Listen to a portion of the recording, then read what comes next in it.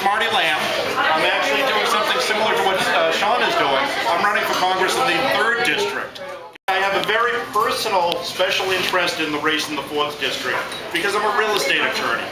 I do residential closings, buyers, sellers, and I've had a lot of experience with the mortgage lenders over the past 25 years in the Commonwealth. Some of you may know that the mortgage industry is in the dumps right now, the real estate market is in the dumps, and if you listen to certain people in Washington, like Barney Frank, they're going to say it's all Wall Street's fault. I have news for you. It is not the fault of Wall Street. Not that Wall Street is all good and wonderful and innocent, but there's something called the Community Reinvestment Act, and I'm going to make this brief and try to make it simple. Back under Jimmy Carter, nice history, Congress got together and said, you know, we want to make home ownership affordable for every American, a worthy goal. But they, of course, never think anything through in Washington. And what the CRA, Community Reinvestment Act, said was that banks have to invest in their community as a public service. Not for profit, not for any other reason, but as a public service. And rather than, like Marty or Jim McGovern would say, the lack of regulation, but through over-regulation, Congress said, banks, you must lend to certain communities. Banks said, but people in those communities can't afford to pay. Congress said, we don't care. You will lend to them a certain percentage of your portfolio, but don't worry.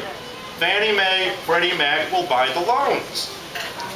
Fannie Mae and Freddie Mac, of course, said, I'm not going to do that. And the government said, yes, you will. We require it. You must buy those loans, but don't worry. We'll help you sell them to Wall Street.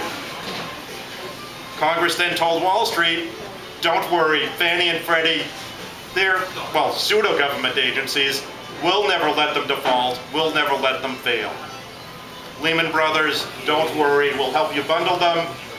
You can sell them off as A+ because your rating's A+, even though they're crap loans.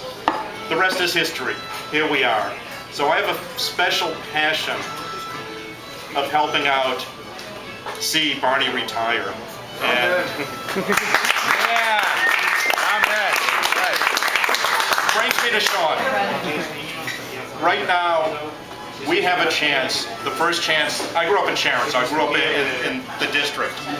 And the first time in my life, we have a chance to send Barney into retirement. It's real. There is a movement across the Commonwealth, across this country, a groundswell. And it didn't start with Scott Brown, it actually started before that. And it's still growing. It's a tsunami that's going across this country, where every American out there that I've been speaking to, even some Democrats, they want change. They want to get rid of the incumbents. They want to get rid of the waste in Washington, those people in Washington that have totally disconnected from reality and from the people. 4th District is the prime example. Little about Sean. I met him the first time at CPAC. Wonderful gathering. You should talk to any of us that were there. I'm not going to waste your time now giving you details, but just imagine 10,000 conservatives getting together, surrounded by each other, talking about anything that we believe in, and they all agree. Wonderful experience. I do need to look at some, my notes. Yeah, thank you, Sarah. Sean is a veteran, Marine. Served our country, still serving our country as a major in the reserves. And of course, thank you.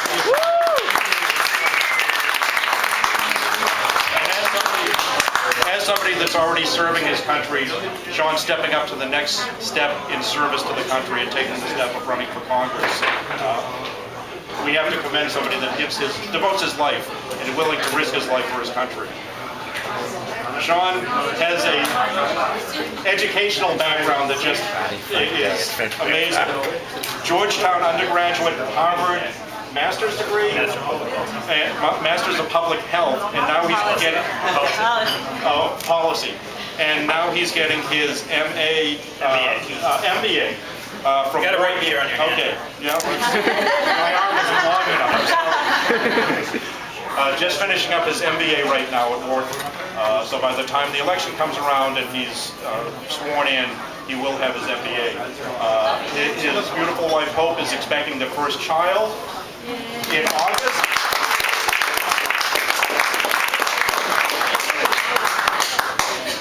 And he's currently works in defense technology consulting. Just what our country needs. Somebody that has the pulse of what's happening in the defense industry, defense of our country.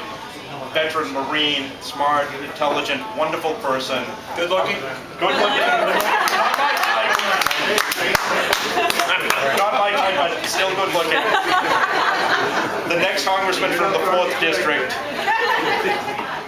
Welcome, Sean.